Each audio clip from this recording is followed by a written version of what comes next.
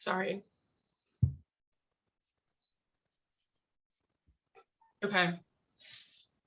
So to recap again, since though we've been doing these meetings virtually for a while, I'm a little bit behind on some stuff. So thank you guys all for serving on the Westcog Regional 8-30J Plan Committee. It's that's the official title that the town gave it. It's an affordable housing committee to look at our 830J plan. The 830J is in 2017, the state asked every one of the state's 169 municipalities to file an affordable housing plan to show how they're going to further affordable housing in their community by the end of June of 22. And we are currently working with Westcog, which is the regional partner. They are member municipalities, and most of the member municipalities of Westcog have joined with the Westcog regional plan. So they've done a plan that is essentially covers the region in a regional focus. And then each community is doing an appendix that is focused on their community. So we're part of a larger plan with a smaller focus on New Canaan. So this committee is meeting to talk about the smaller focus on New Canaan.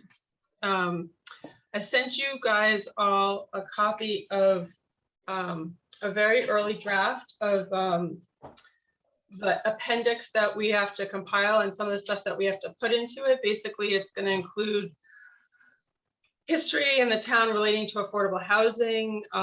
We have to come up with a community value statement or a mission statement.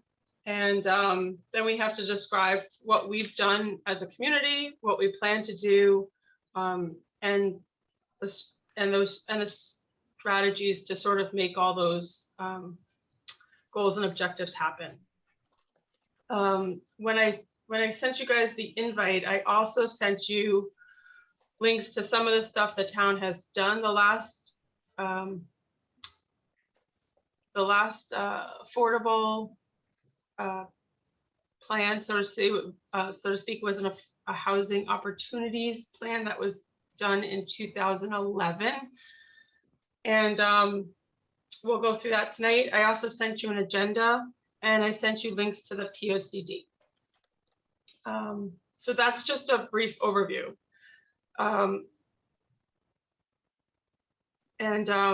Wait, sorry. That's a brief overview of sort of the background that I gave each of you. Before we start, I think everyone knows each other. I think, but do you want to spend a minute introducing yourselves? Sure. I'm John Goodwin, town function as chair of Planning and Zoning Commission. Scott Hobb, chairman of Housing Authority. Peggy Daneman. I serve on the Housing Authority with Scott. I also am on the board of Canaan Parish, the nonprofit for New Canaan neighborhoods.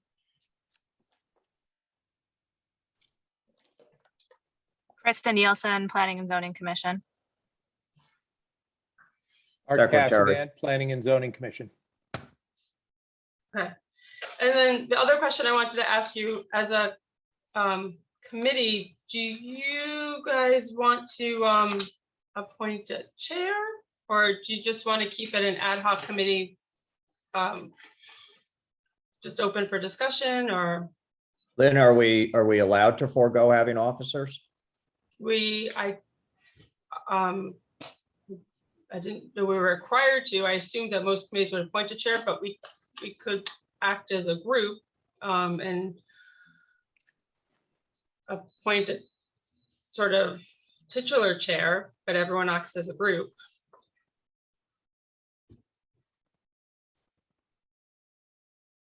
Wait, are you frozen, John? No. Oh, John's just not volunteering. okay. I'm not good. Now, I think, Lynn, look, I'm not 100% sure, but I think since we're a town appointed committee, I think we do need to have a chair. Okay. Does anyone want to serve as chair? Well, can you serve as chair? I guess I could. I mean, I don't know that there's anything that says I can't. Did you have to get sworn in, Lynn? I do. Yes. Okay, I nominate you chair. I second. Okay. Do you guys want to take a vote? We probably should. I vote yes. I vote yes. Yes. Okay. I vote yes. I guess it's unanimous.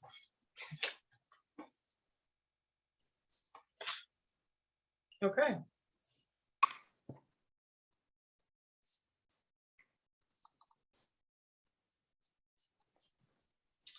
Okay, so the first question I have is, I know it was a lot of reading in the course of a weekend. Did you guys all have a chance to at least glance at some of this stuff? Yes. I did. Okay. And so I think I wanted to start with going back to the housing opportunities study that was done in 2011, because that sort of created a roadmap of, I mean, that was 11 years ago, and we're now in 2022. It sort of created a roadmap of about 15 sort of tasks that the town could do. It divided into 4 different groups of things that could be done. The 4 groups were building additional public housing, enabling new private affordable housing, establishing an 830G moratoria, and implementing other strategies. And in going through the list of 15 tasks, in the 11 years since that plan was drafted, we've accomplished most of them. So that's pretty good.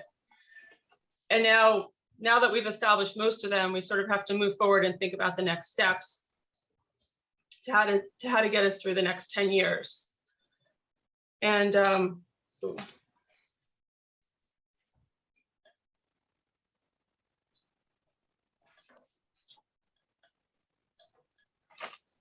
sorry, I'm doing everything electronically and I lost my desktop, sorry. 1 second. Just give me a second to get my desktop back.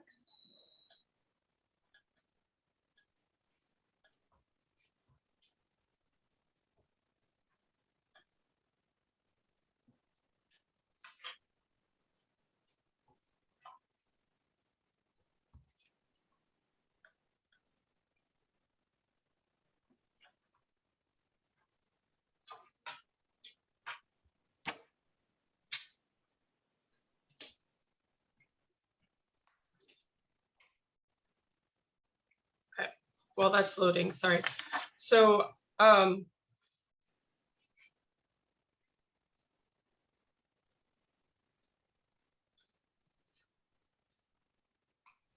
while that's loading, does anyone have any comments on the 2011 plan? You all probably were here, and I was not. Did any of you participate in the 2011 plan? No. Not directly, no. Scott? No? Okay.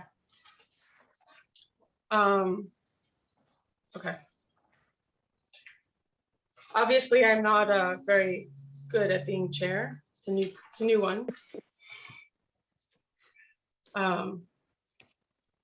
So. Well, for actually, this- Lynn, so I have a question. So Sure. how much of what we want to produce is, for lack of a better term, boilerplate? Filling in, sections that have been outlined either by Westcog or prior plans versus, how much of it is us being able to be, say, more creative and thinking about what an affordable housing plan should look like. Well, we have a lot of leeway with the strategies. The history is the history. That's just what happened in the past. There's no way to sort of change that. But the strategies is where we can be progressive and thought-provoking, and there's data and information that they've culled from the larger plan that they've done for the whole region. I mean, the whole plan, the larger plan isn't public yet. Westcog is making that public. I can, as a draft version, forward it to you all so you guys could get a larger grasp of it. But because they haven't gone public with the draft yet, the draft isn't public for public dissemination. It's, you know, just for you to look at in draft. I mean, their larger focus is a very regionalized focus. They, you know, they're looking at communities across the entire Westcog region, communities as diverse as like Sherman, Darien, Reading, Newtown. You've got Stamford, Norwalk, Danbury.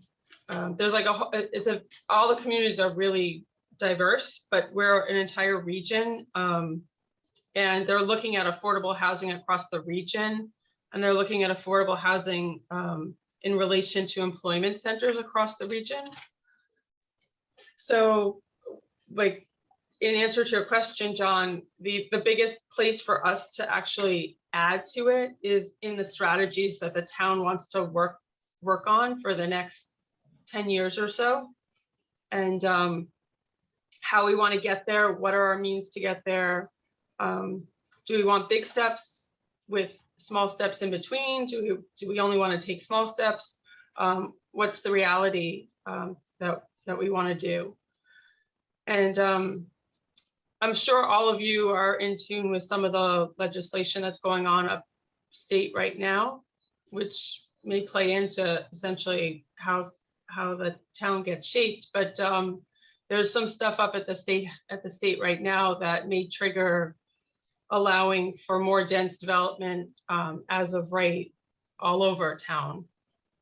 And that may encourage additional 830G applications. It may encourage larger scale developments across town. It may enable or not enable affordable housing. No one's really sure how it's going to play out at this point, but there are some pending legislation up at the State House. Is it the purview of this committee to create an opinion on the accessory dwelling unit rule? It's not per se, but if that's the way the town wants to move towards reaching affordability, then, you know, we can offer a recommendation to the larger Planning and Zoning Commission. So will the output of our committee go to the Board of Selectmen or to P&Z? The output of our committee goes to Board of Selectmen, because technically Board of Selectmen is the one that is the committee that forwards the recommendations back to Westcog, and they're the ones who are ultimately going to accept this plan. And one further question on this, because I think these become very linked. Presumably the data management of this ultimately has to go through, Lynn, your office, because for example, the ADU, and I did forward to this committee Danbury's rejection of ADU the other day. I don't think that we can consider our work effective without linking ADU, whatever we want to do on 830G, what happens on 830J, and whatever might happen with the proposed fair housing legislation, as well as today's discussion that apparently happened in Hartford at 10. And I guess, Lynn, I'd actually look to you for this, is that we need to either determine if there's any other committee in town that will have an opinion on any of those topics, because I think if this group is to be effective, it probably needs to think about all of those issues. Yes, but there probably is we probably need to gather an ad hoc group of people to sort of respond to legislation, or to be able to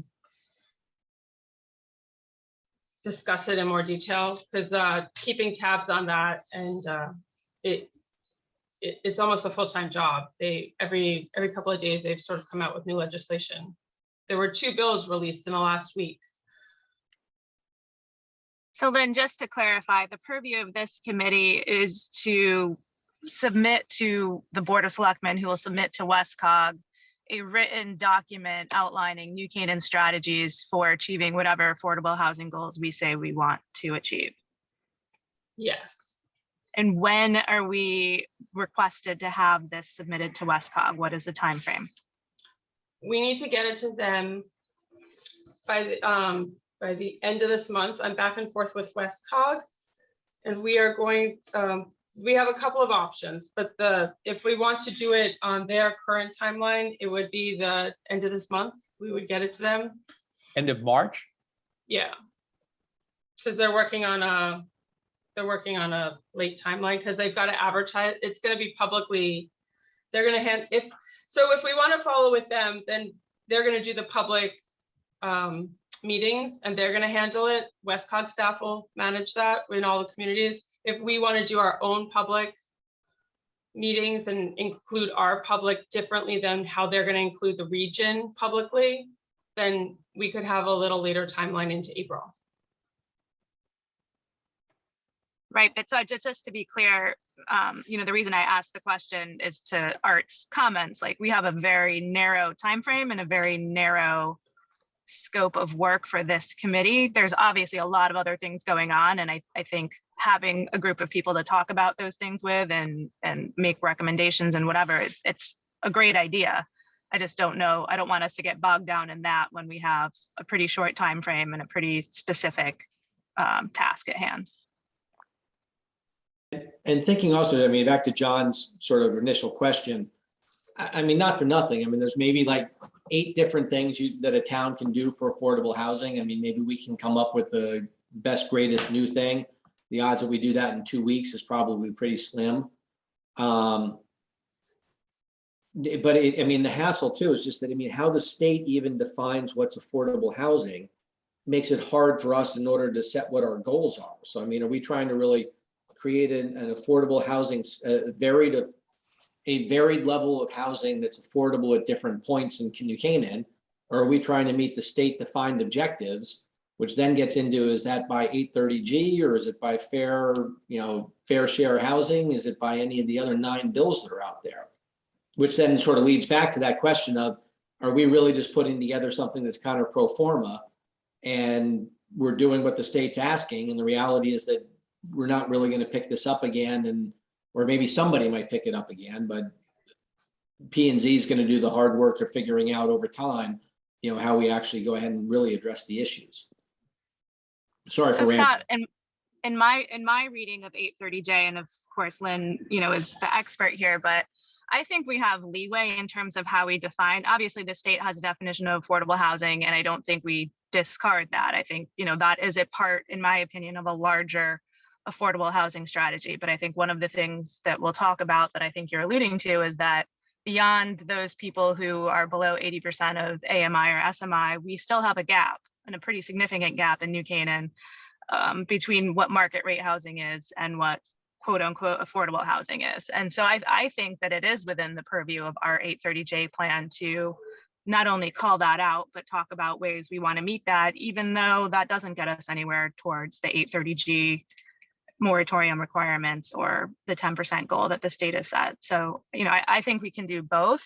I think that a lot of what comes out of this document will be basically recommendations for future work. Like, one thing Lynn and I have talked about just, as planners is we need to figure out how much what is called naturally occurring affordable housing do we already have, because we do have some housing stock that will never get us credit towards 830G, but does fill a need of being more affordable in New Canaan. And where is that? And how much of it do we have? And what income levels is it serving? And how do we protect that in the future? That could be a whole project unto itself. Obviously, we're not going to accomplish that by the end of March, but I think we can recommend that we have to look into that in the next 5 years, which is the time frame of implementing this plan. Actually, you just did a great vision statement for the town of New Canaan, right? Which is therefore to consolidate the town's perspective on affordable housing, reviewing naturally occurring housing, our objectives with respect to 830J, our respectives with respect to 830G, and creating an administrative structure to measure, develop plans, and implement those plans.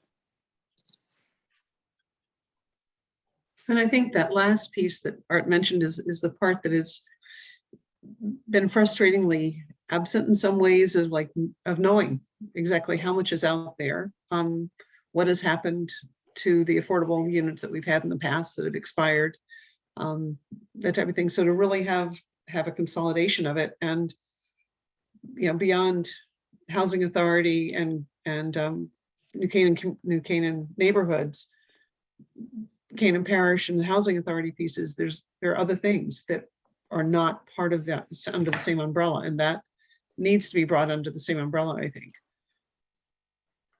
And to assign, to develop either a standing committee or a standing person who is responsible for an office that's responsible for tracking that kind of information. So that Yeah, we know Peggy, how I we're think that's doing. a great strategy. And another thing I would potentially add to that, I mean, because I've been thinking about this for a while, but another thing that committee could do, or in addition to tracking, is we've got the Affordable Housing Trust Fund. We've only used it for publicly funded projects, and I'm not sure that that's a bad idea, but going forward, we may want to consider funding privately sponsored projects. And yet, someone's got to decide how much money, who gets the money, what are the priorities, all of that. And that there's going to have to be a group if we go that path to opening it up to the private sector that does that as well. Chris, I think, correct me if I'm sorry, just for one thing, correct me if I'm wrong in this, but I believe that the money has to flow through the housing authority, but housing authority is allowed to partner with private developers if it's deemed fit. I think that's what we did, and I'm just curious because I want to make sure I don't ever get over my skis. And the reality is, at least while I'm here, the reality is that if something makes sense and the town's in favor of it, I'm up for it. But if it's someone trying to abuse the system, I'm going to fight whatever that part is. And I just don't remember. I don't remember exactly, and I'm in the car right now, so I don't have the stuff with me, but yeah, I will circle back with you on that to confirm your understanding. Thank you. Lynn, do you remember what section that was? It's You're 7.6, and I believe we A2, actually we- A2B, it says Town of Canaan to the New Canaan Housing Authority and or other nonprofit entities as authorized by the Town and Planning and Zoning Commission for the Yeah. construction, rehab, or repair of affordable housing. So Thank you you, could, Peggy. yeah, Peggy, that was A2B, what? A, Oh, it was 7.6, A, 7.6. A2A. Okay.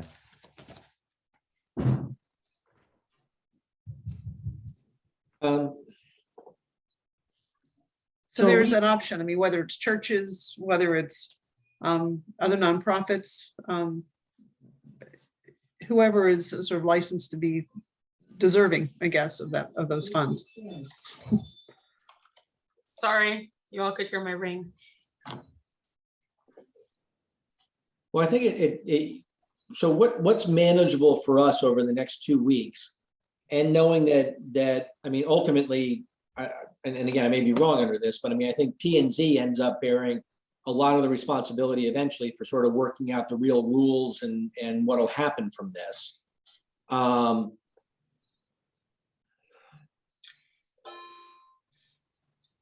Scott, remember also that we're leading, oh, sorry. Remember, oh, do you hear me speaking? We can hear you. We hear you. Oh, one device is muted, the other is not. So, but remember also, we're leading into the 2024 POCD. So there's opportunity to take it further and develop it into our POCD. I mean, correct me if I'm wrong on this also, I mean, one of the issues that comes up though in any of these plans is typically they're used by developers who come in and then, take the plan and say, so this is what you guys want.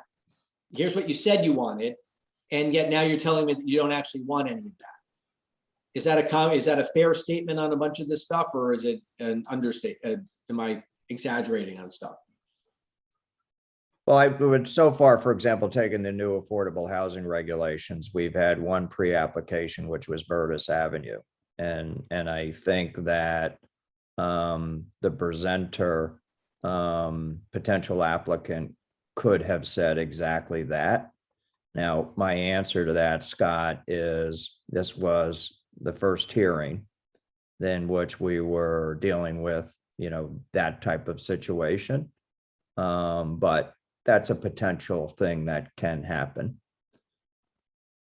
And, the way we've addressed it is with those new affordable housing regulations, the key aspects of the regulations are allowable under special permit. So by doing that, we kept control of what we can and can't allow, but a developer could argue that.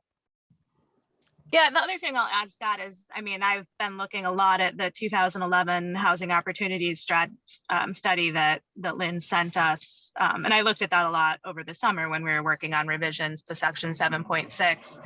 And, maybe a lot of people don't know about that, but I don't find that document's been used against us at all. We even go so far as identifying, well, the Merit Apartments is one project, but identifying specific sites where the town could pursue affordable housing. And, maybe it just hasn't, they haven't been ripe for redevelopment yet, but for the most part, a lot of those haven't come before us. And you don't have developers saying, well, but you said in this 2011 study that, you wanted to see affordable housing here.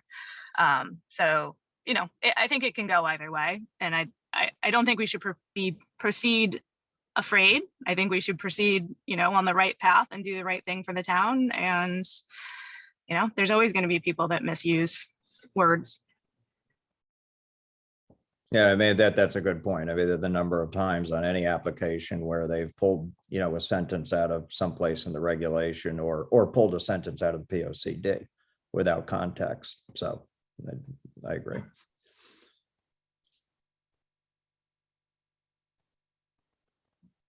Question for Lynn and Krista because I'm asking you too, Krista, because I think you and I talked about the fact you may have looked at it. Have we looked at any of the affordable housing drafts from the other towns for this go around?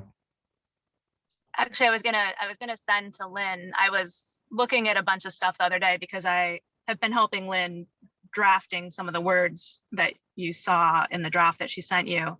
And I was looking to see what other towns did for their value statements, if they just took straight from their POCD or if they created something new. And we can share it after this meeting. I came across a link, I believe on the American Planning Association website, where they had links to 830J affordable housing plans in the state of Connecticut. There maybe were 10 to 15 plans. And I would say of those 10 to 15, a third to maybe half were very boilerplate. You could tell that probably the same consultant did them all and just kind of regurgitated, just a different name of a town, but kind of similar stuff. Some of them weren't that insightful, but some of them were. And so anyway, that could be helpful for you guys going forward. And I also thought, Lynn, that in future meetings that, if we need help with a value statement, or if we need to consider if we've kind of filled our universe of strategies, we could pull from those other plans and kind of give snippets like, here's what Newtown did, here's what so-and-so did, and see if any of that, piques our interest. That sounds good. And the link is very helpful. They've been posting stuff as they get done. There's also another link that's also available in Connecticut. I think it's off the Connecticut chapter of APA. Could I just raise two issues, though, that I think are paramount here? Number one, we will get a question about whether or not workforce housing should be part of our purview here, right? Because, and this is a real rub, because workforce housing is what people who have jobs are worried about. But workforce generally does not satisfy in any way, shape, or form affordable. And, the question is, if we look back at what this committee does, are we going to deal with workforce or not? The normal 5 categories that people worry about are affordable that meets an actual requirement, workforce, senior, special needs, and overall affordable framework. we need to determine whether we're interested in all that. And we also need to acknowledge that every one of these mission and value statements was written in a political environment that's remarkably different from the one that we are currently encountering. And it goes back to how we direct or suggest that the selectmen act. Because, you know, if you just look at what's in the newspapers, right? You know, everybody seems to think that if we go up and jump up and down in Hartford, somebody will either retroactively change a law or won't make us be measured by the set of standards that in fact are the measurement standards. And, you know, it goes back to what we want to do here, because if we come up with an affordable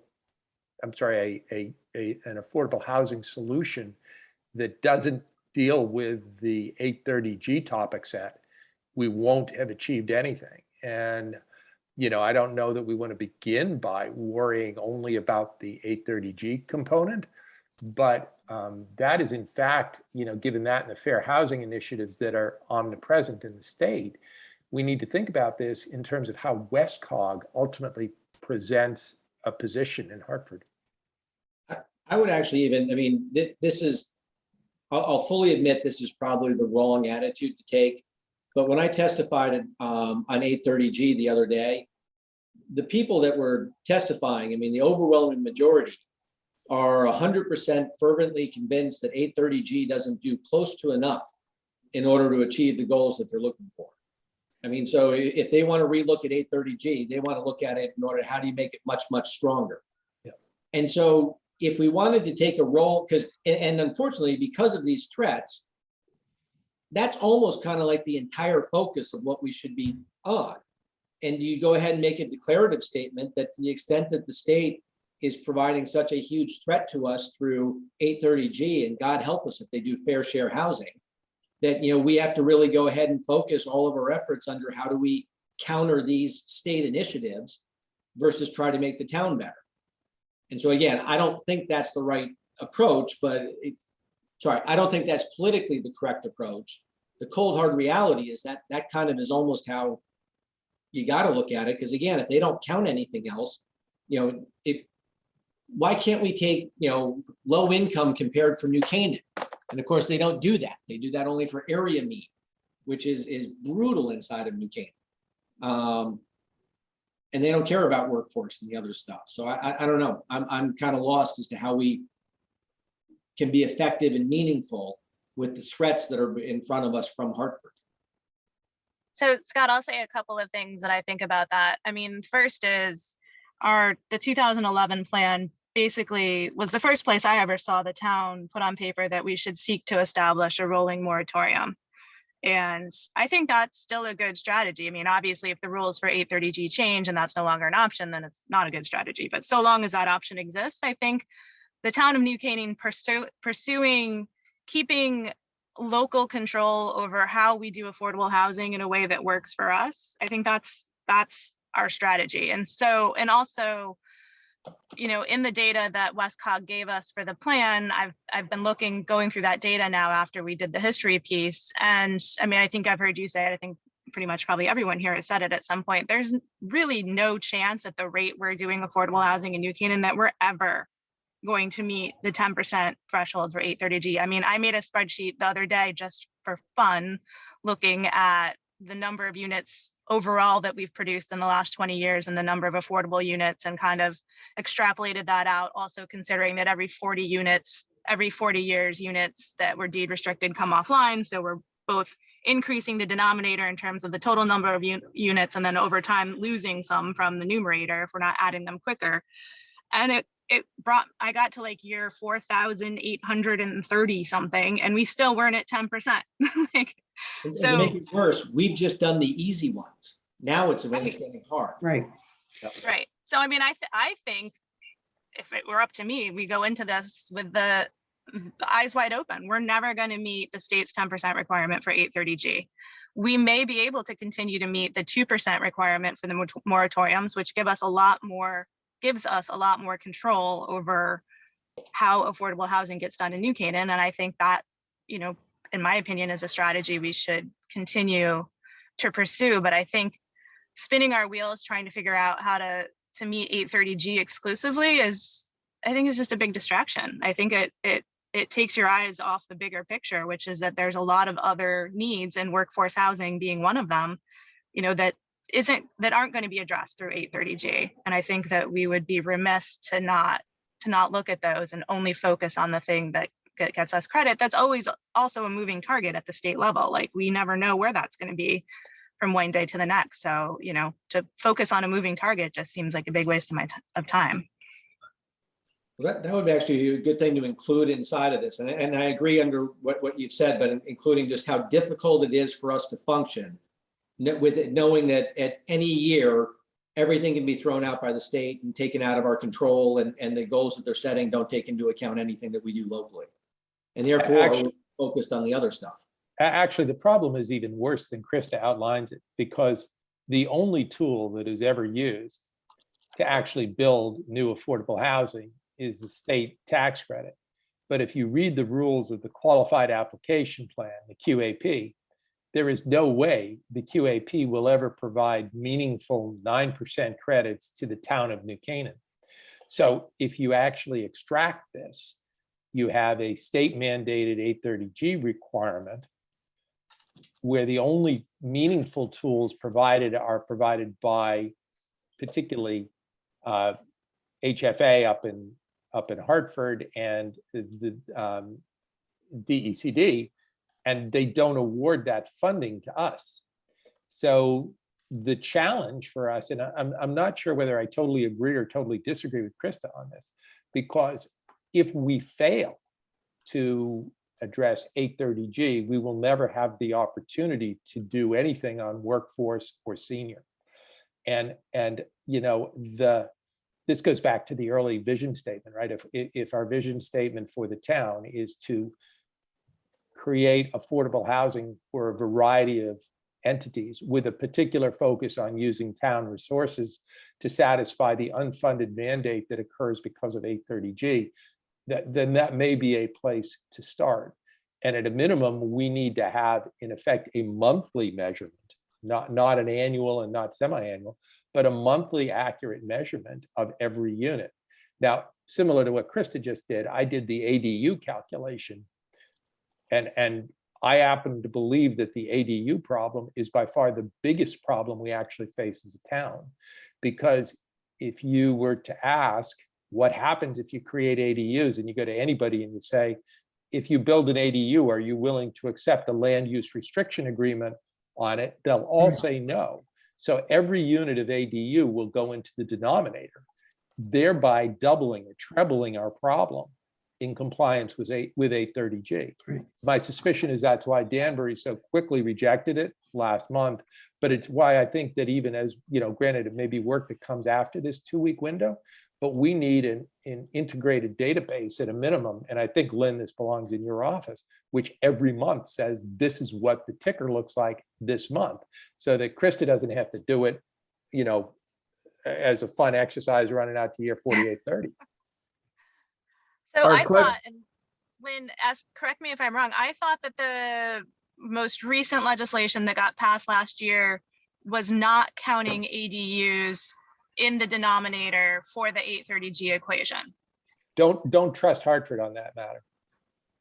Any unit of housing, it used to be, you know, when you go back to the way this stuff used to be measured, they did not count accessory. But wait, and you know, if you listen to the conversations in Hartford about availability, and you look at the media, the general view is ADUs are a solution, and that happens in many communities as a way to raise tax revenue, because people think they'll get more tax revenue for the town. But we can't trust that ADUs won't become part of the denominator in a longer term, in the same way that the QAP has been written so as to not let credits flow to us. So And that's- on this, that's- in terms of, go ahead. I was going to say, Talk that's enough. where, you know, looking at solutions that need creative input from town authorities as far as deed restrictions or tax abatements for keeping something at an affordable and keeping it there. It's an interlocking piece. Now, the towns are not going to say they don't want the tax revenue, but yet if it counts as affordable and it's deed restricted, then maybe that makes sense.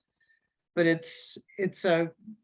that's where I think we have to get creative on what we propose as addressing our particular issue, instead of chasing the tail of 830G all the time, saying, we realize we're never going to make it, but we are still committed to increasing the stock of affordable housing. And how can we go about doing this in ways that fit for where we are with the town that's 100% developed and, reuse of land. We've already picked the easy fruit by redeveloping Millport and Canaan Parish. The rest of it is the real hard stuff. And where do you go with that?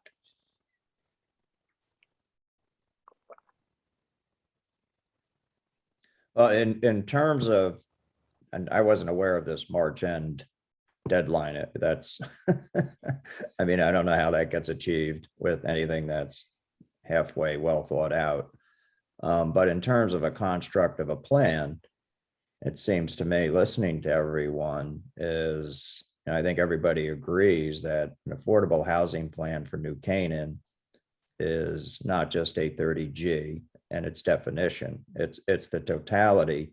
So then in terms of putting together a plan, I think we do have to deal with it in pieces. We have to have an 830G strategy, which is a component within an overall plan.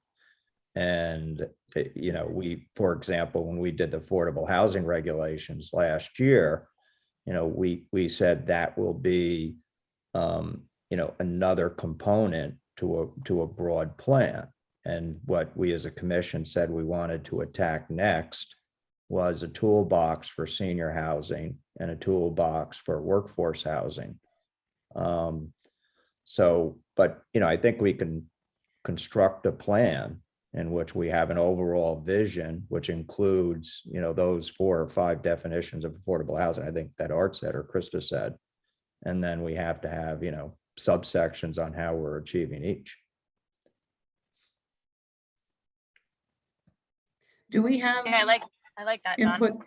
Do we have input from like social services on the number of seniors in town that would like to stay in town in a smaller unit? I mean, is that, do we have any kind of data, or is that if that were to be our strategy to look at building senior housing, that's the question that we start doing the research for later, to see what is the actual need, or are people just ready to go to Florida? I mean, it's Peggy, there's been a lot of work done on that.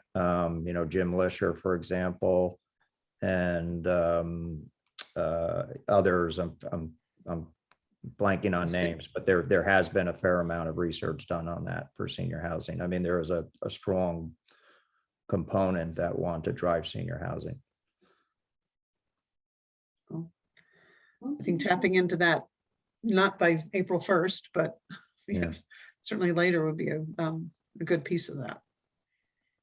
Lynn, wasn't there, I haven't seen it, but a document similar to this housing opportunity study from 2011 that was done just on senior housing? It was done by Human Services, I believe, and I do have a copy and I can forward it out. It is available. I thought it was available on our website also, because I believe that's where I pulled the copy from, but I can forward it out to you. It was done around that same time, I think around 2000 to 2012, 2010, sorry, to 2012. And just if you've looked at it off the top of your head, I mean, because I have found the 2011 study to be helpful with its listing of 15 strategies, is the senior housing one as sort of explicit about, tools, exact ways to accomplish the end? I don't recall, actually. Okay. Because it would be nice if we could just pull from it and not have to rethink it all. There are 2 versions to that document. There was a part 1 and a part 2. And one was more detailed than the other, but I don't recall the nuances of the plans. So I can forward them to the group and make them available, but there definitely is a focus on senior housing. There was a focus, there still is a focus on senior housing. I mean, another person who is all over this is Penny Young. Russ Barksdale's probably all over this at Waveney. So the information is out there. Yeah, I think too, we could anecdotally talk to Staying Put. They may have surveys from their members that have Yeah. want to stay put.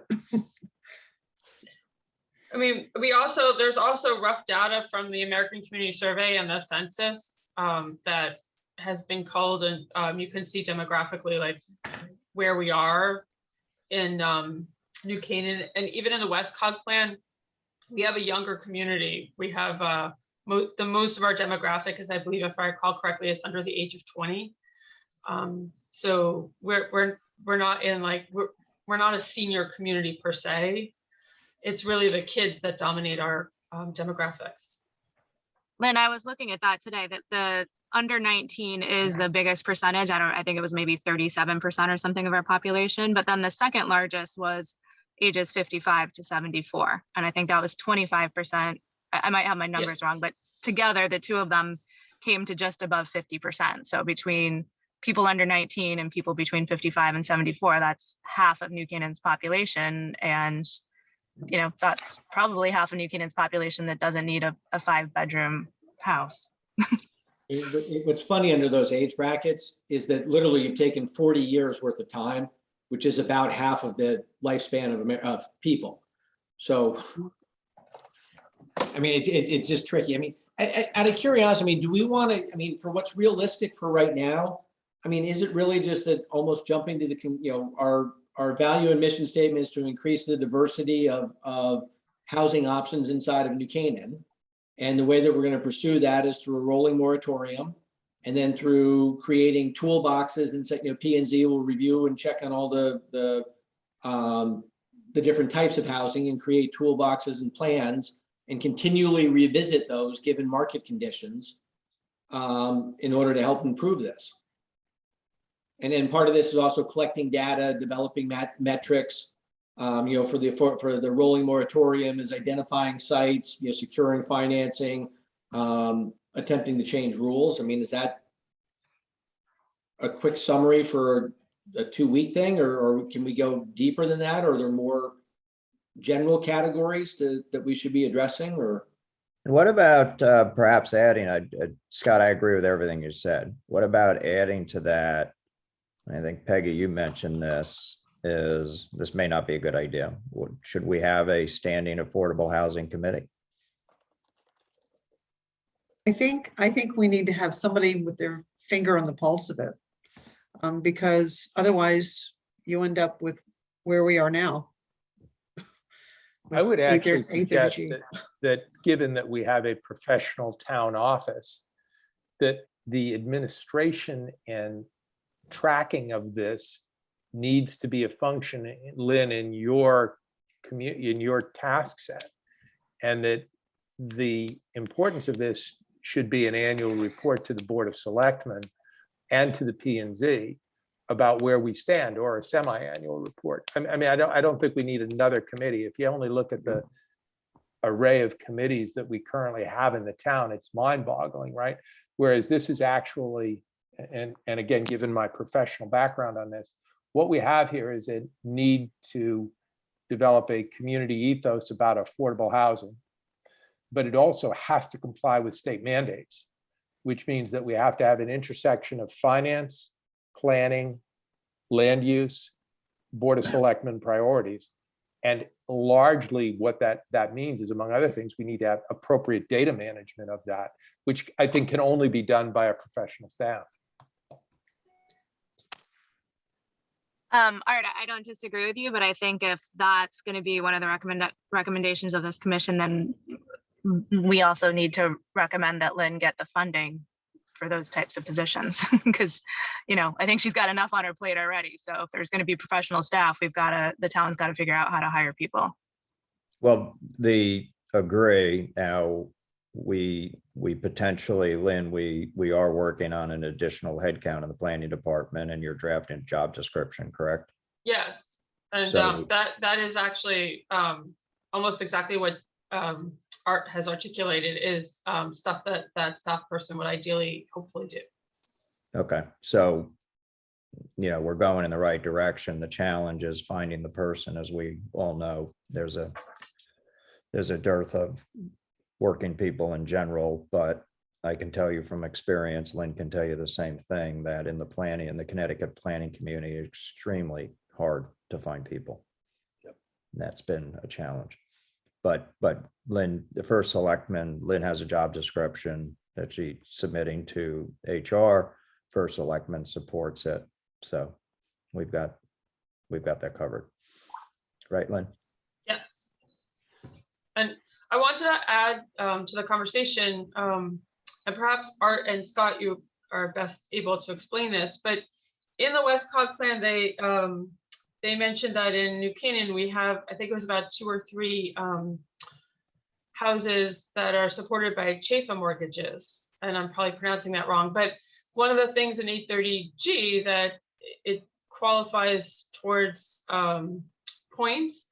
But what I want to understand is, how do you qualify for a Chafa mortgage, and like, what's your demographic that you need to get that? And is there any way that the community as a whole, New Canaan, could help foster people that are eligible to get those mortgages and use that as a tool to help us get closer to where we need to be? So Chafa mortgages, and I can tell you quite specifically, the Chafa mortgage programs are actually fairly broad. And in many cases, you can have a very middle income family that is eligible to get a Chafa mortgage. And the mortgages actually are not even terribly competitive vis-a-vis current opportunities that exist in the marketplace. We can probably, and this is why a professional staff member would be better occupied on doing this, we could probably get Chafa to send us a list of eligible mortgage holders. But in the end, what you're going to find is that for the vast majority of people, a Chafa mortgage is not a good choice in a high cost community. And you know, somebody, invariably there's somebody's, kid who just got out of college who becomes Chafa eligible, or there are other considerations. There are special mortgage programs, for example, for teachers and firefighters under Chafa. But by and large, the number of Chafa mortgages that will get done in our community is a limited number. It may help you on your denominator a little bit. It'll, again, if your denominator is huge, you're not going to move the nickel with Chafa mortgages ever. It's just the way, or the nature of that particular beast. I did a little bit of research under it, and I think like the maximum Chafa mortgage is like $560. Yeah. I mean, the purchase price of the house, of the unit that you could buy is like $560. So you're talking about really just a handful of condos that are even eligible for it. I mean, it's one of those to pray like, oh, well, let's see what we can do here. And you look and go, yeah, we're not going to move the needle. Unfortunately. Okay, it just sort of piqued my interest because it showed up on our demographic, but It did mine too. And that's why I finally went back and looked at some stuff and you're like, crud. Doesn't quite do anything. There's, I know that the ideal is to build additional units of affordable housing, and ultimately that's what we want to do. But there are also residents in town who do have vouchers that I don't think we track, but those are people who would be eligible for to live in affordable housing, but they have a housing voucher, and so it's a question of, is there a way of getting a capture on that number to say we're actually serving a lower income group more more so than we think, that are just living in the so-called affordable housing units. Peggy, don't know would if I there's be any- correct that that people using vouchers, then that doesn't actually, I don't care that it doesn't move us towards 830G, but I'm just clarifying that it doesn't move the needle on the 830G piece, but it is serving It does people not. with housing needs. Right. Okay. Right. I mean, it's a question of, it's another way of serving people of limited means by opening it up. And there was some discussion that we had with a gentleman from Stanford who said that no, that the state was opening up vouchers quite a lot during the pandemic. And it's like, well, were people taking advantage of that? And so it's, our challenge is the physical housing, but also, being able to say that we are serving others here that are using vouchers. I think, a lot of the duplexes in town a lot of times have a voucher, and maybe the realtors would know have a capture on that So number. just as a reminder for this group, by the way, there are two forms of vouchers. There are project-based vouchers and there are tenant vouchers. Right. Tenant vouchers can theoretically be used anywhere. One of the real problems with tenant-supported vouchers is that frequently landlords do not wish to take them because of the compensation-related program that comes out of the need to collect vouchers on the other end. We do have voucher support for some of our affordable housing in town. It actually goes to the difficulty of threading the needle for an applicant to be eligible under the 830G rules. Because one of the interesting problems, and this happens all the time with affordable housing, is that the caps on that require a borrower to both be income eligible and to have enough money to meet the requirements.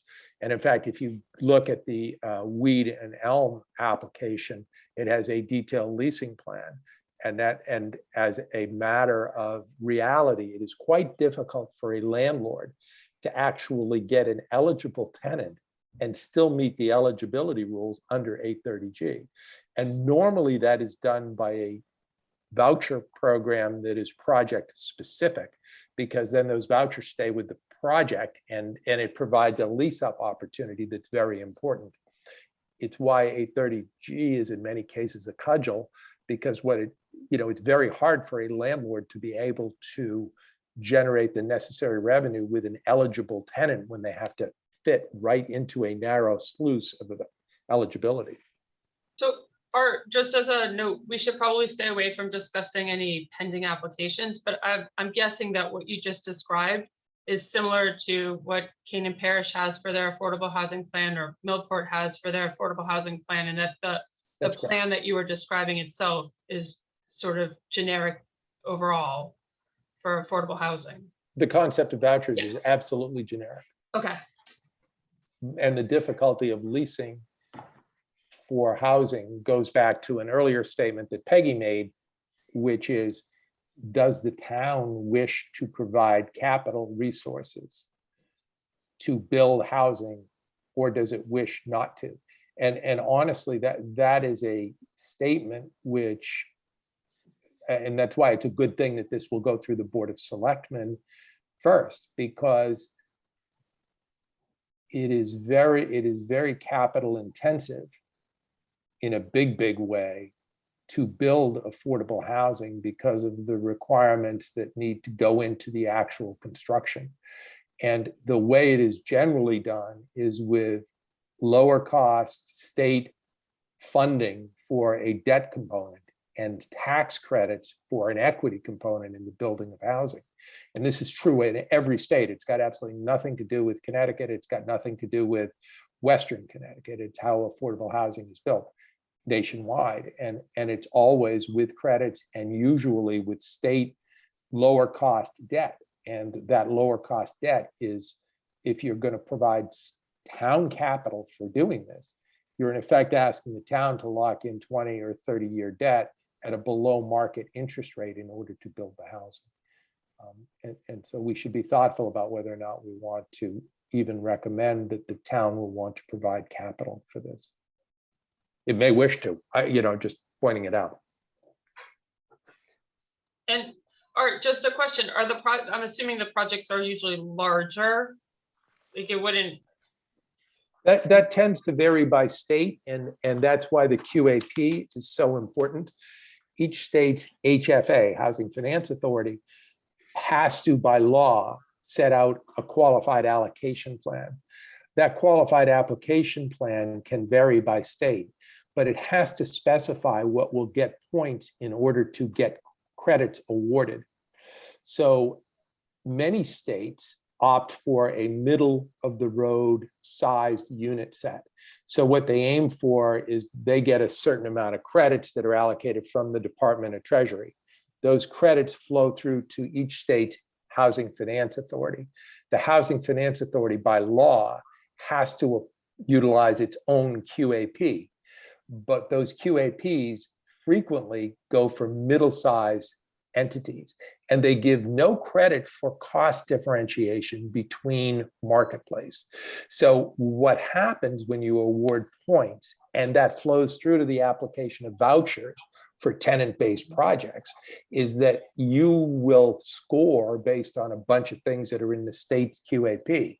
And if you look at the QAP, you'll find out, for example, Massachusetts tends to do only large projects and only urban in the awarding of their credits. And they take some preset percentage of their total credits and apply them to rural. And there's no deviation from that. Connecticut tends to go for bigger projects. And the QAP means that Bridgeport, Stamford, and Hartford are far more likely to be awarded credits, particularly the valuable 9% credits. For us to work on an affordable housing plan in a world where if our objective is to actually cause housing to be built, we have to be cognizant of the set of rules at a federal level that govern the way that the funding is awarded.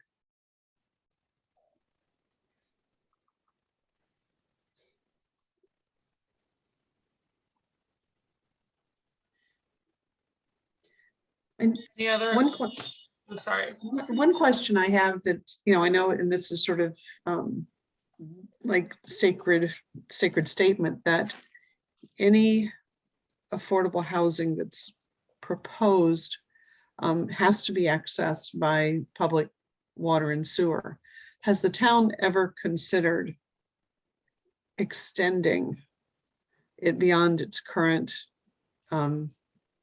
perimeter to accommodate potentially a site that would be able to be developed that the town already owns, to enhance the size of the sewer and the water?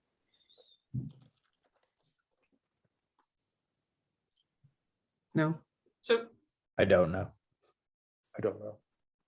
yeah, in my short tenure here, I've not seen any movement towards that.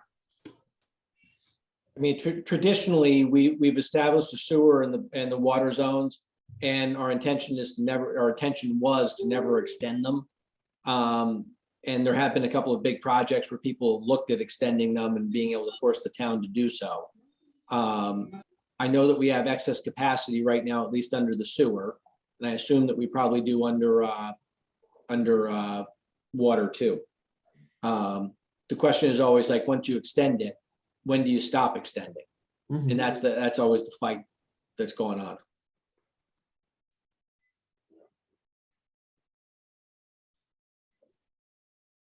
So that in itself limits the geography that we could serve.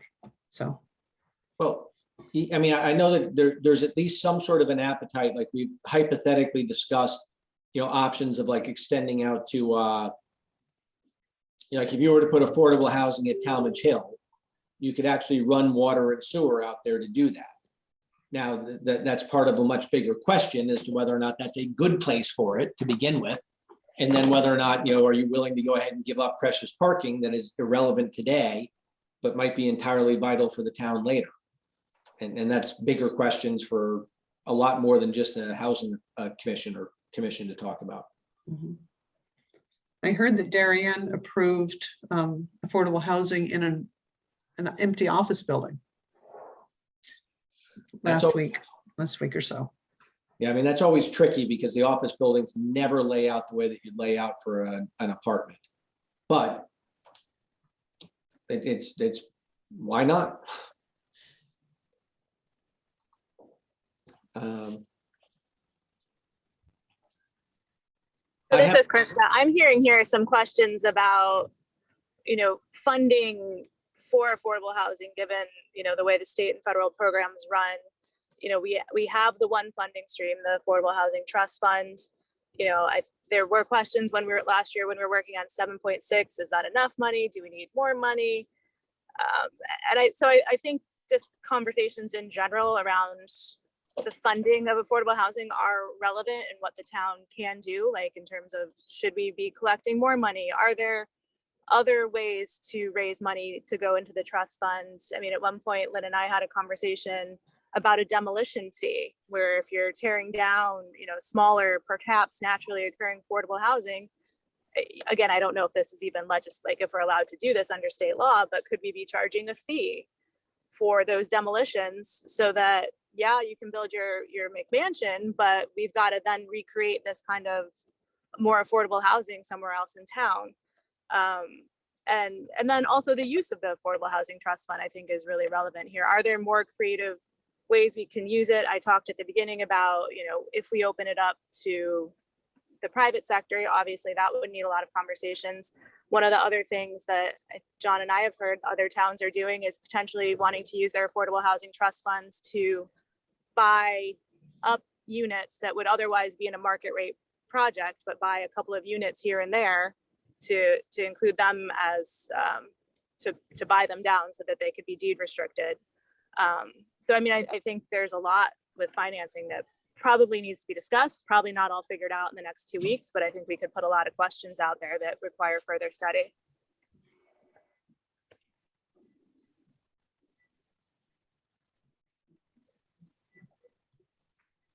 Any And there other may be- thoughts? Oh, sorry, Peggy. I was gonna say there may be a way to incent developers or the builders to do that with some kind of abatement or some economic incentive to lower the price on units to be able to be purchased.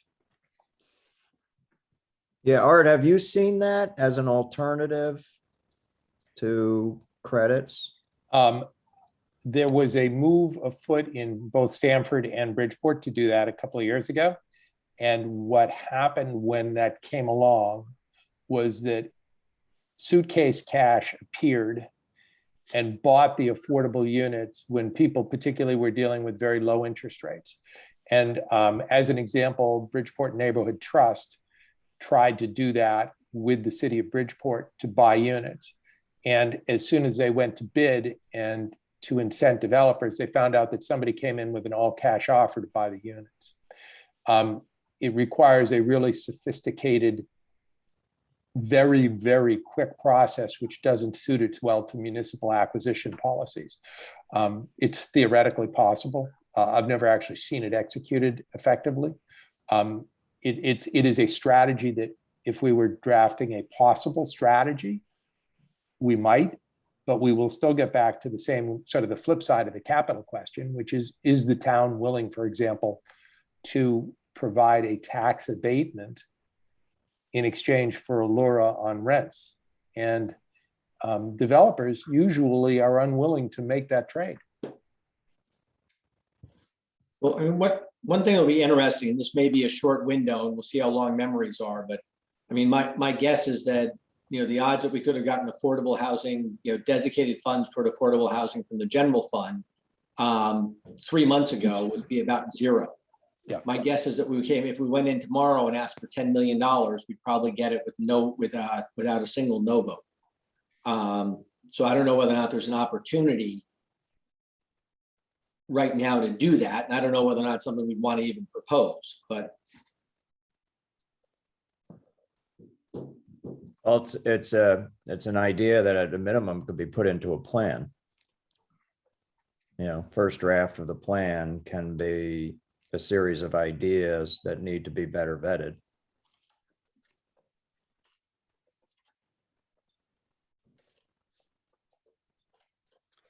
In looking at land that the town owns, I think Scott, you and I talked about this with, possibly a swap with the medical group with the lot over where they are, things like that, that just sort of creative possibilities that we've not considered before, but we're pretty much built out, and we really have to look at where we can. One idea sort of to that, Peggy, and again, I wasn't aware of the end of March thing. Let me run this by everybody. It's something I've spoken to Lynn about, is that I think all of you know Steve Kleppen. He was the planner for New Canaan for a long time, and he's now in Norwalk. And over the years, he did do a lot of thinking about opportunities within New Canaan, some specific spots. And some of these spots were, well, look, everything's politically challenging. Some of these spots were maybe more politically challenging then than they are now. But one of my ideas was, and Lynn had called Steve, he wasn't available tonight, Well, one of my ideas is we get Steve to join us. And I also think it helps that Steve has gone from New Canaan, knowing New Canaan, now he's Norwalk. And so Artie's probably very familiar with, what's going on in the bigger places. And so my idea was we pull in Steve and we do a brainstorming session with Steve. And then related to that is, I don't know whether it was Scott, I think it might have been you, Scott, talking about the 2011 plan where, who wrote the plan did go as forward as to, let's put some parcels back out there and re-engage the conversation. So bringing in Steve, that doesn't solve our March 30th problem, but I thought it could be an interesting brainstorming conversation to think this out more.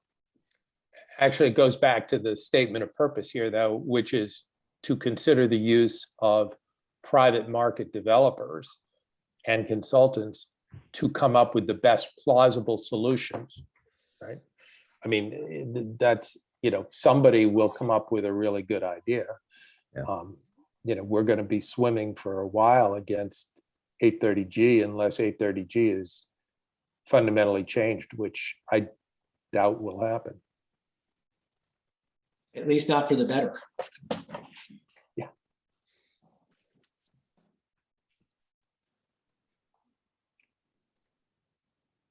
I mean, what This is do you guys? Krista again. Lynn, would it be helpful? I mean, I don't know what you wanted the outcome of this to be, but it seems to me it could be helpful if people have these sort of brainstorm ideas. I mean, I've written down as many as I could before I was driving, but if people wanted to email you, I mean, it literally can just be like off the top of your head brainstorm ideas that then we can kind of further refine at the next meeting. We can create a larger list of ideas. We could either, you could email it to me and I could create a master list and send it out to everybody. It sounds like, it sounds like we're delving into some of the same stuff, but also new twists on some of the ways we use some of the same stuff, like how do we accomplish 830G and some of the methods for doing that. We've mentioned dedicating capital resources to investing in large-scale affordable housing. The question I have on that one is, do we also want to look at smaller scale? Like, is that to our benefit also? Like, if we were to buy a 2-family house or a 3-family house, does it benefit us if the housing authority or some other entity takes it over and runs it as affordable? And then we've also talked about, I touched on some of these, creating a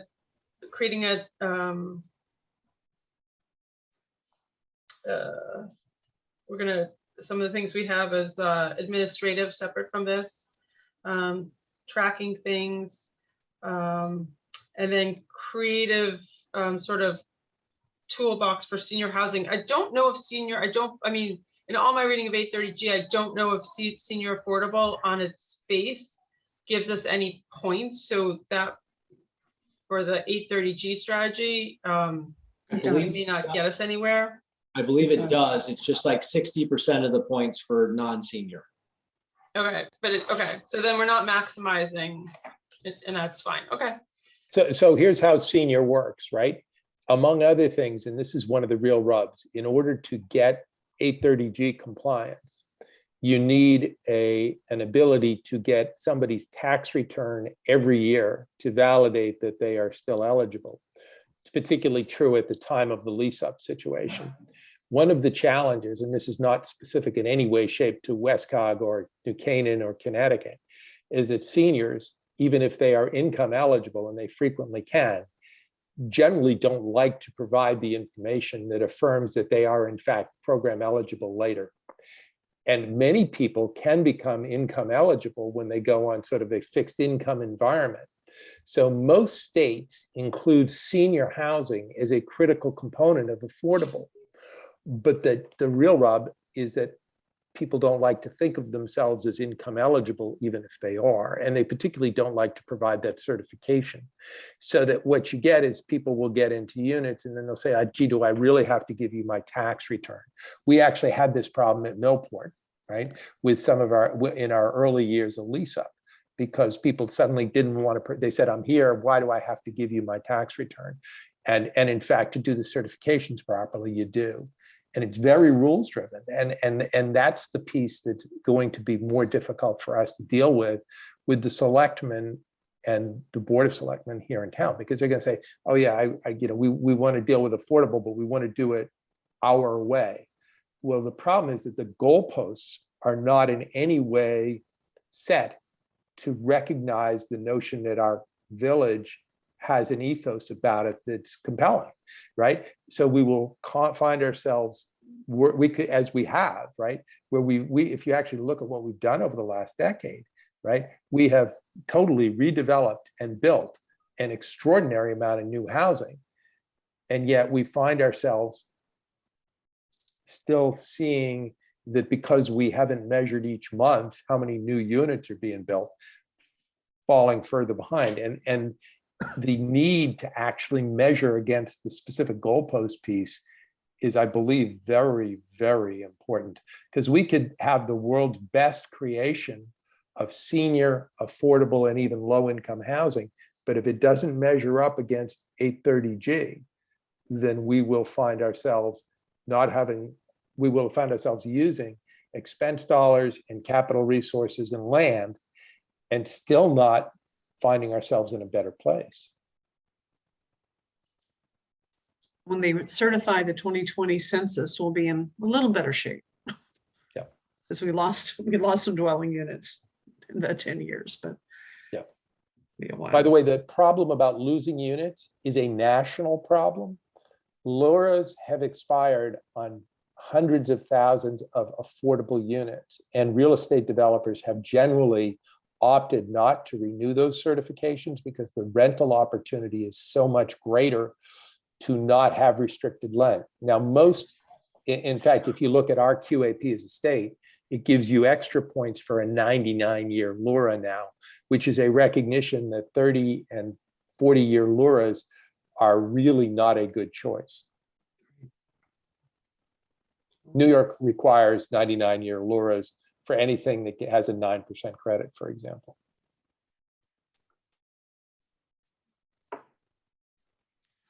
We can go back to the timeline for a second, Lynn. So this draft goes to Westcog or to the BOS by the end of March?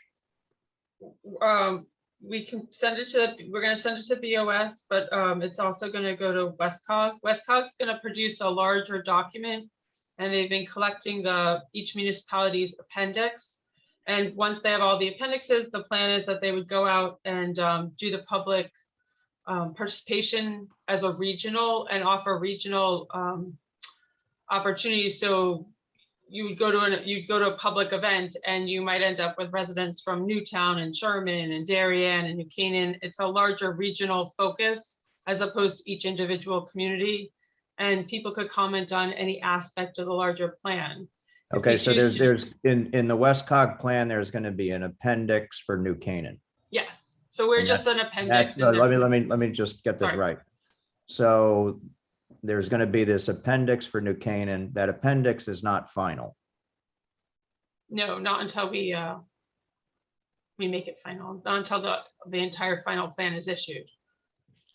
So it goes to public comment throughout the Westcog area. You take public comment, and then do we then revise our appendix after public comment? We can revise it specifically if we get comments on our appendix. And when do we have to submit our final appendix? I will get a firm date from them, but they're going out for public comment. Is it June? Because what June I'm is confused when we have to about submit it is to what the I'm state. confused about is I had always heard June, not the end of March. So I just. June is to the state.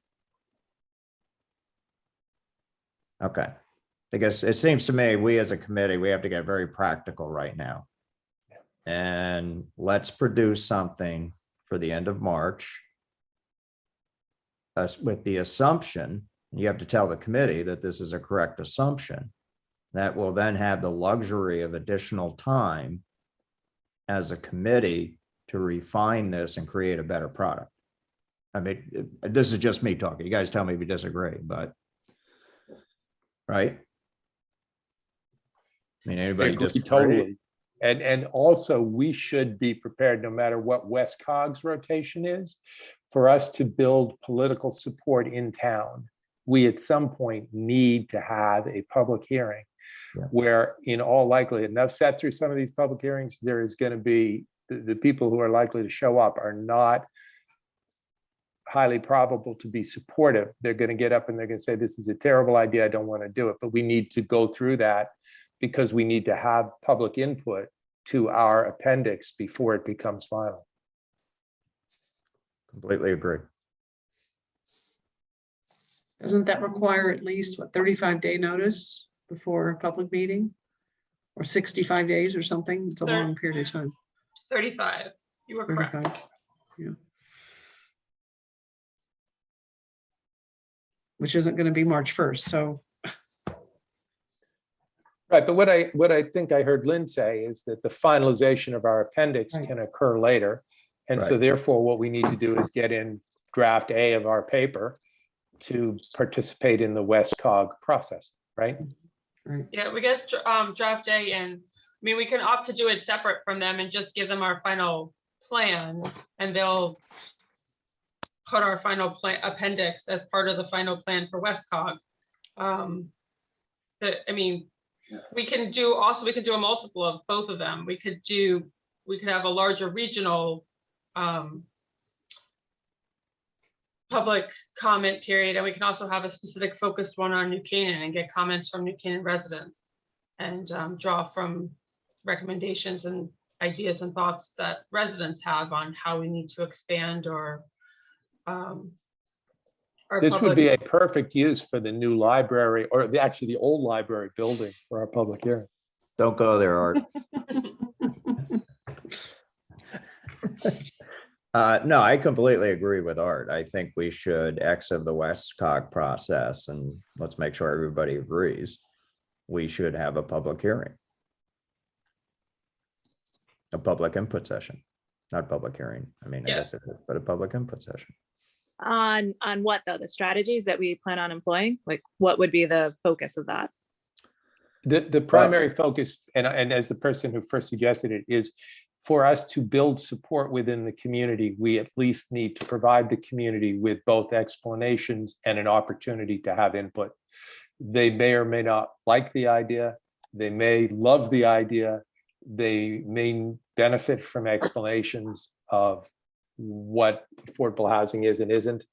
And, I think that we have as an opportunity to share this with the community, because if we don't, no matter what we write, everybody will say, these guys went and drafted a plan that I didn't get to read it and I didn't get to comment on it. Now you want me to support it.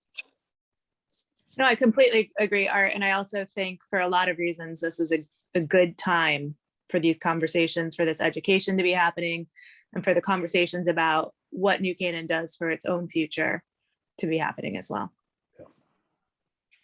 I think too, whatever ideas we come up with should not be too specific in the plan that goes to the public, because that's where people tend to laser focus on a particular site or particular piece, but look at it as a realm of possibilities of things that we would consider looking at going forward. Yeah, Peggy, I hope maybe it's not quite this generic, but I almost see it as like a big to-do list of things we need to do. Like that's what I kind of see, at least, this version of the affordable housing plan being. Right, but I don't want to put any addresses on it, intersections, that type of thing where people will, come in because we don't know. And I think it's more like looking at what those ideas are and how we can go forward. Just to be clear on this, so are we talking about running parallel to Westcog. So we're going to submit under Westcog. We'll keep doing our own thing. And then at the end of the day, whether or not we go in with Westcog or not, so be it. Or are we talking about doing an entirely independent process? And then New Canaan submits our process entirely separate from Westcog. So my vote would be that we work with Westcog. Westcog, and I probably, a couple of you have already heard me say this. I would say 5-6 years ago, Westcog was not helpful to the town of New Canaan. What I've discovered over the past, particularly over the past year, as most of you know, I did a lot of work on the legislation last year. And I'm on this group of P&Z chairs that Krista has now joined me on as well. And we did a lot of work with Westcog in the past year. And Westcog has really upped their game, in my opinion. Now, maybe we just weren't using them enough, but that's neither here nor there. So I absolutely vote that we work with Westcog and we keep to Westcog's schedule. I guess all I'm saying is X of whatever Westcog's schedule of public discussions is. I agree with Art's idea that we should have a New Canaan public discussion specific to New Canaan. But absolutely, I would argue we should work with Westcog and be part of their plan. I would entirely concur, but As do I. I think that's the only way to do it. I agree as well. so I agree. Lynn, question, so just the deadline should, out of our own public comment time, public presentation time, we want to back up from the date that Westcog needs to have any of our final revisions to what we present initially in the draft. Yeah, So I'm gonna have that's- to work. I'm gonna have to work out the specific schedule. I'm gonna go back to them and do that. But we could also, to help make it easier, we could also run a public session via Zoom, which makes it probably easier for everyone. And I do know that there are several COGs in the northern parts of the state that are running their entire process with all their public comments through Zooms, just to make it easier, because there are some communities that in the state that haven't even commenced the process yet to start this plan. do we, I mean, This may added, be- right, Kristen. I was just gonna say, this may be beyond our capabilities, given the timeline and what's in front of us, but I did see when I was on that American Planning Association website with the links to the other plans, some towns had put like almost like a survey on their website with the strategies they were thinking of pursuing, and use that as a method of collecting public input, vote. Do you very much like this? Do you sort of like this? Do you hate this idea? So that they kind of, I mean, I wouldn't do that instead of a public hearing. I'm just saying, in addition to, there may be other methods for collecting public input on whatever strategies we might want to go forward with. I don't know if it's realistic. I think that's a great idea because, I mean, if you picture like what they did with the Senate hearings was, I mean, you get 3 minutes to speak. And with 3 minutes to speak, you have 60 people and you got 3 hours. And my guess is right now in New Canaan, we'd probably have about 400 or 500 people who want to speak, and holding them to 3 minutes would be very difficult. So I think anything we could do to let people feel they get that give their input, and then we can help everyone understand that it's like, we've got the message on a couple of these items, and that's why we're holding everyone to 3 minutes would probably be good. And my guess is we have to plan that really quickly. And how do we do it online? How do we do a survey like that in order to gather the info? Because again, that would just, I think, be a huge steam, huge releaser of energy. Yeah, no, I mean, I'll look into it a little more after this call, but I think there's got to be ways that you can do it quick and dirty. Obviously, you could hire a whole consulting firm to build the platform and the process. We don't have that luxury. Well, But there's experience within town hall using Survey Monkey or whatever it is. So Yeah. there are resources. That is what I was just gonna say. yeah, You know, that's it's what kind of interesting when you think about what we've just done here in an hour and a half, though. We've talked about our core approach, community involvement, an approach to governance, a discussion about funding, the need for public input, and the notion that we can at least acknowledge the need to focus on this as a community priority, or at least assert that. I mean, and if you start where we were an hour and a half ago with where we could be now, that's a framework which, certainly opens us up to being able to have a real discussion about the actual implementing steps. And just about how I process information, I tend to take a lot of notes and typing. And so I put down some of the stuff that we talked about, and I moved the sort of, I'll call it the outline of what we talked about, of like a 4-step plan for how we could get to where we want to, for what our plan might be. These are all raw notes. And so I have no ego ownership over any of them. And by the way, I may be 100% wrong in what I interpreted, but at least I have something here that's on paper, or sorry, digital, that I can send out in just a little bit that everyone can kind of look at. And again, use that as kind of a basis upon which we can all actually get to something real. Yeah, I think that's helpful. That would be great. So I guess the next thing it would be for the next meeting, I can take all of everyone's ideas and sort of put them into the framework and circulate them. And we need to schedule a next meeting, and I can circulate some dates. And then I can also come back with a better calendar. I'm going to call Westcog tomorrow to get some better tracking. If we do our own public input, how does that impact their larger plan?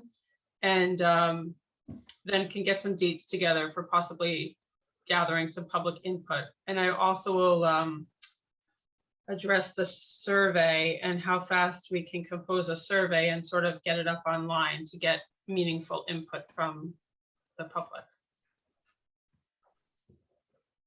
Did I capture everything, or did I miss something?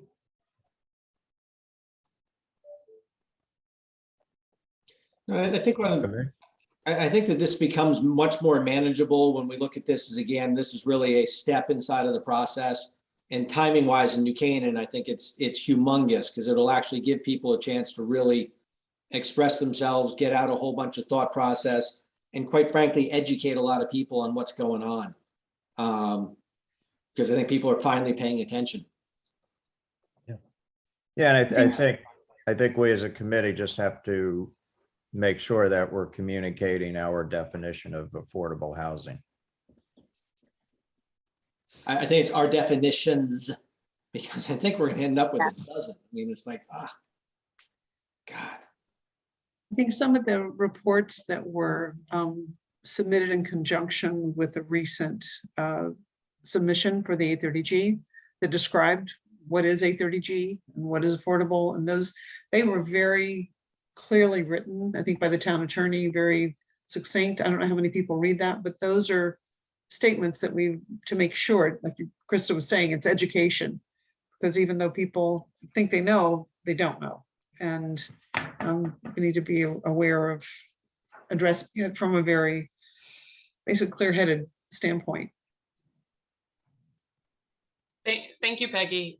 So just there are 2 memos up there from town council, from town councils and town attorney council, that council. And then there's a fax that's up that was composed by town staff and by town attorneys as well in a collaboration. So yes, that was the goal, to sort of put out some bit of education of what 830G is, and what we can do about it and how we can respond to it.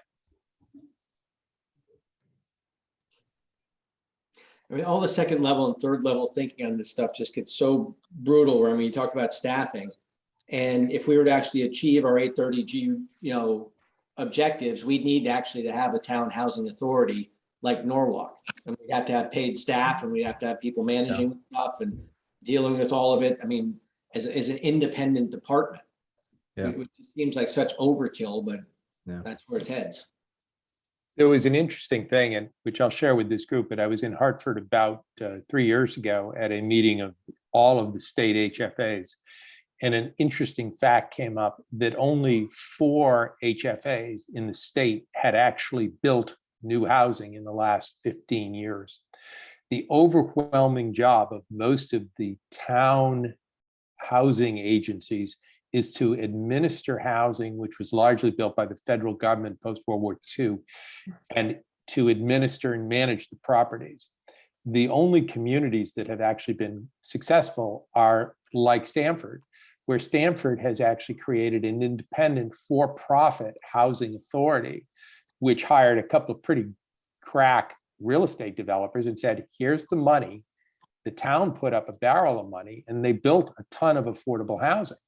Now but they pay them market rate salaries. They are an independent entity and they get really talented people to do it. But you will see that Norwalk, Stamford, Hartford, and Meriden are like the only towns that have actually built substantive amounts of new housing. And in all cases, there is a market-based leader who came from the real estate community who has resources provided by the community.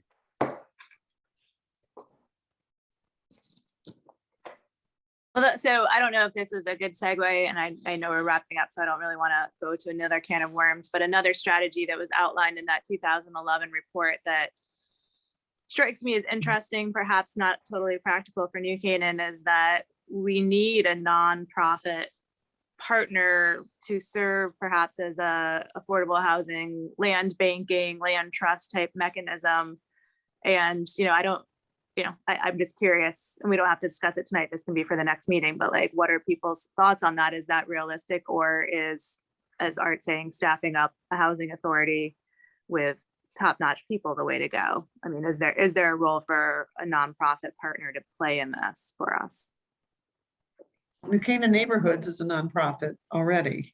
And its focus has been Canaan Parish, and its role could expand certainly beyond Canaan Parish to overall looking at supporting affordable housing in New Canaan. So it would be a different charter than we have currently, but it certainly is possible.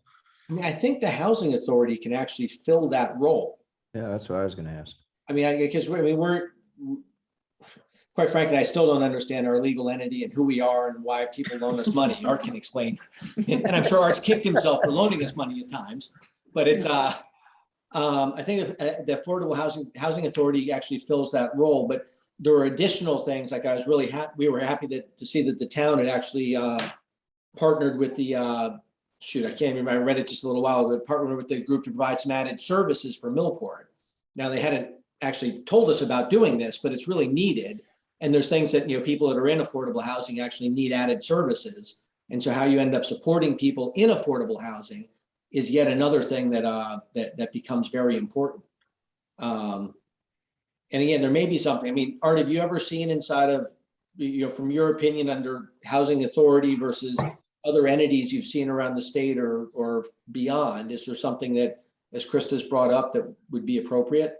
It would depend on the exact charter of New Canaan Neighborhoods, because if you want to get credits, you get extra points under the QAP if you pair with a not-for-profit. It's a way to peel out the money. My suspicion is that NCHA could be a qualified entity under that. It would depend on which of the codes it was created, but certainly a limited partnership could be created, or an entity under NCHA could be created to do that. And it gets to how you manage to rip the resources out to build housing, right? You get points if you do certain things, right? You get points, for example, for scoring better on, for example, being at 60% of AMI than at 80. You get a lot more points. And many communities have opted to build a building that has a whole bunch of less than 60% of AMI units, but then gets them high points and attracts capital from both state agencies at the same time. And that gets back to the technicalities of QAP, but absolutely NYCHA can serve an important role, so could New Canaan Neighborhoods. I think too, though. So I mean, where I'm coming from on this. Oh, go ahead. No, go ahead, Krista. Go ahead. Oh, all I was going to add is, I mean, my only framework on this is my work in New Orleans, where, I mean, New Orleans as a city obviously needs a huge amount of affordable housing. and needed even more affordable housing post Katrina. But there were, I mean, I can't even count, probably 25 nonprofits constantly in the mix looking to build affordable housing. You know, you had the Archdiocese, you had the Catholic Church was involved, you had neighborhood housing services. I mean, there were any number that, and a lot of them were small and they didn't build a lot of units and they didn't always have great reputations for management of money. I mean, there were a lot of issues, but, and maybe that's just a larger city thing and that doesn't work in a small town. I don't know, but I mean, it's something that was obviously huge in a different time in a different place where I worked. I think like Scott, we've talked about that, like the schoolhouse apartments, you know, is not under housing authority's purview. And so in order for the housing authority to take under, you know, basically that big umbrella, we'd have to work at getting the information, getting sort of that relationship where, you know, those needs for those residents are taken care of, not just with social services, but maybe through housing authority and other resources. So, you know, it's a little bit different than what's under housing authority purview right now.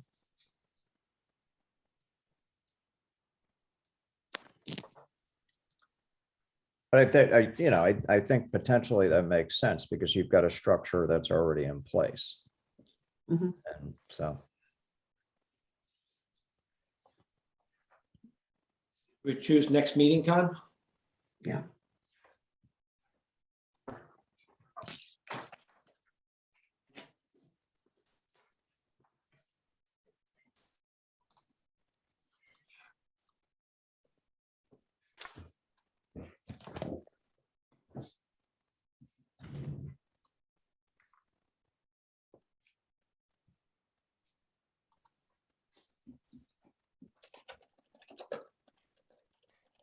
Lynn, you're on mute. Thank you. Sorry. That explains why no one responded to me, but do you guys want to meet next week? I think we probably need to. Yeah, I mean, I was maybe- gonna throw out 1 week from tonight, but I don't know if that works. Wait, say that again, Chris. I didn't hear you. I said I was just gonna throw out same time next week on Monday, you know, but I don't know if that works for everyone. Works for me. I can do it. It works for me if you don't mind me being in a car half the time. Krista, Art? we know you're always going to be in a car, and I'll make it work. Does that Yeah. work for you, Art? I'll make He it said work. yes. Okay, so then I'll schedule it for next Monday, the 21st at 6 p.m. Okay. And I will get all that stuff out to you in the next day or so. So you guys will have a lot of stuff to digest. And I don't know if we need to do official minutes. Unfortunately, I'm really strapped at the moment. I can't like translate my notes or anything, but if anyone wants to, again, turn it into something more legible, I put out there to please do so. Or we can just publish them as the notes and let everyone else interpret them. There you go. I'll put together a set of minutes to file with the clerk. So it doesn't have to be that detailed because everything is available on Zoom, so people can watch the entire meeting word for word. I always like the minutes of call to order, discuss business, adjourned. Perfect. Okay, Madam Chairwoman, are we adjourned? Well, can I ask a question? Sure. What do you want from us next Monday? By next Monday to come in, besides our ideas, do you want us to try to flesh out this, the draft document? Do you want to try yeah, to? we can make it, it's everyone, if you do it, I can't do it as a Google Docs for the town, but you can track changes on it. And if you send me back your changes, I can see where you input thoughts and ideas, and also if you edited parts of the document, and it's sort of like digital copy editing. It makes it easier to track it. Okay, I'm just thinking, how can we be productive and have a product to work with next Monday to go forward? Because we have one more week after next Monday to get this thing nailed down. So. I'm gonna draft a list of all the strategies I heard from you guys tonight. And if you have other thoughts, definitely forward them to me. I have some thoughts already on paper. And if you have comments on the draft, that's also the framework, because if you read the draft, there's definitely a strategy section.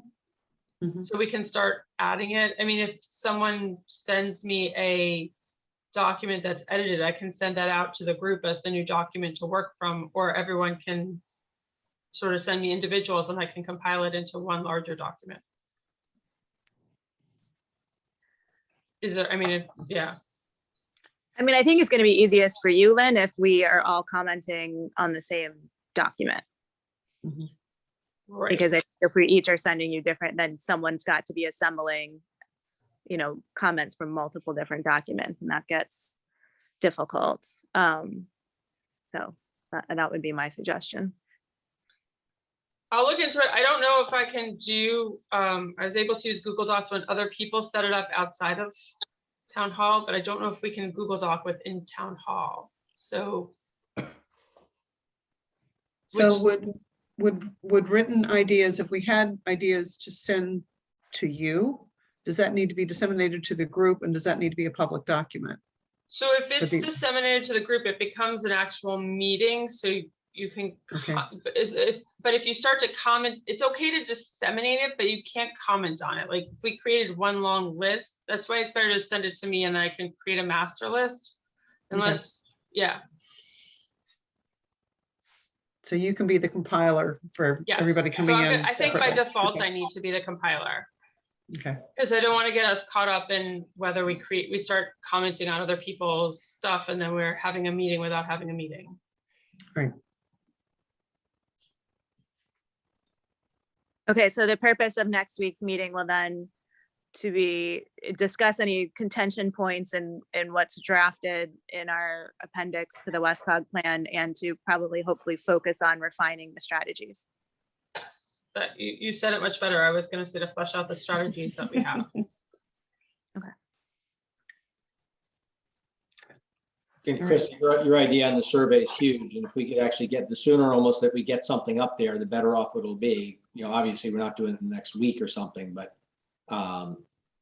people will want a chance to comment, and we ought to probably figure out our questions and what we're asking, and if we want to reference some other stuff ahead of time. But I mean, I think that's a key part of this whole input, which is awesome.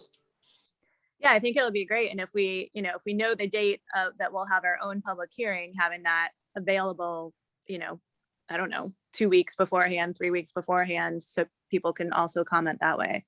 I think that'll be good. So I'll send out, I guess internally to us, I'll send out some dates to help host, and I'll get some feedback from Westcog and get some dates when we can hold our own public participation session. And get some feedback from you guys of what your availability is.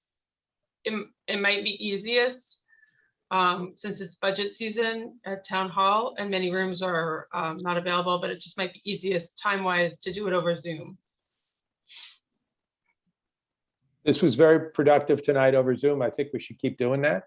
And I will ask a question of you, Lynn, which is if you get any information from Westcog about scheduling that's different, please let us know right away, right?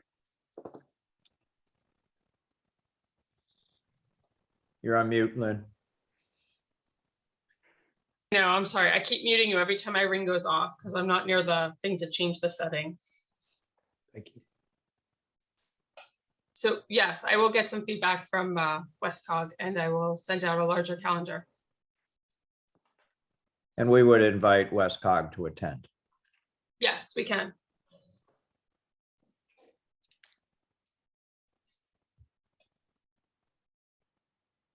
Is there any other comments? Did I miss any points? Can I move to adjourn? Yes. Second. Take Dinner care, time. guys. Okay, thank you. Have a great night, guys. Yeah, bye-bye, thanks. Bye.